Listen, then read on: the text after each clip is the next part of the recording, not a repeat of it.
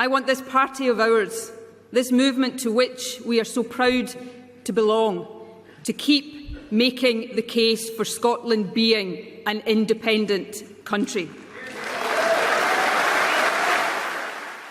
Nicola Sturgeon making her first speech after becoming First Minister in November 2014. It came as Alex Salmond stood down as party leader after failing to secure independence for Scotland.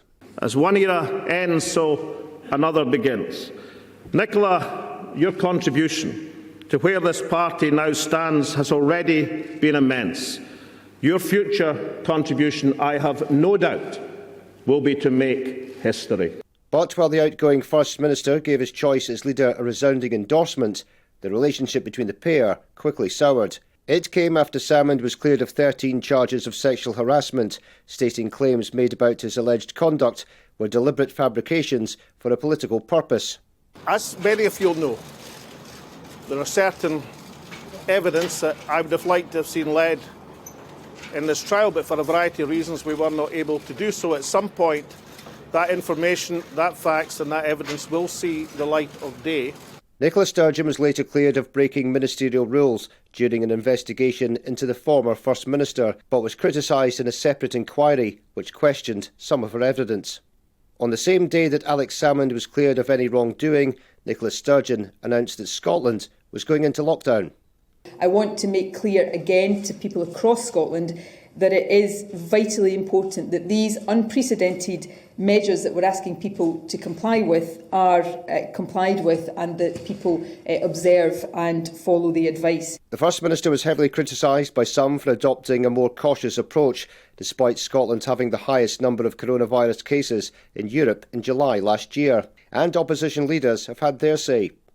Douglas Ross, Scottish Conservative leader, said Nicola Sturgeon may be Scotland's longest-serving First Minister, but her record is appalling. While Anna Sarwar, Scottish Labour leader, said never in the history of devolution has there been a First Minister with so much power and time, but has done so little with it. These people in Edinburgh gave their views on her leadership. I've struggled with her period as First Minister, and particularly the lack of transparency. Personally, it's a personal decision. I favour kind of freedom, and I think she's an authoritarian. At the beginning, everything looked great. And even at the start of COVID, everything looked great. And then, in my opinion, I've been a SNP supporter since 1976 or 7, thereabouts. And all of a sudden we have internecine wars, court cases, what seems to me to be abuse of institutions like the prosecution and the legal services. An absolute disaster. Ferries, railways, missing money, corruption, secrecy, the whole lot should be out.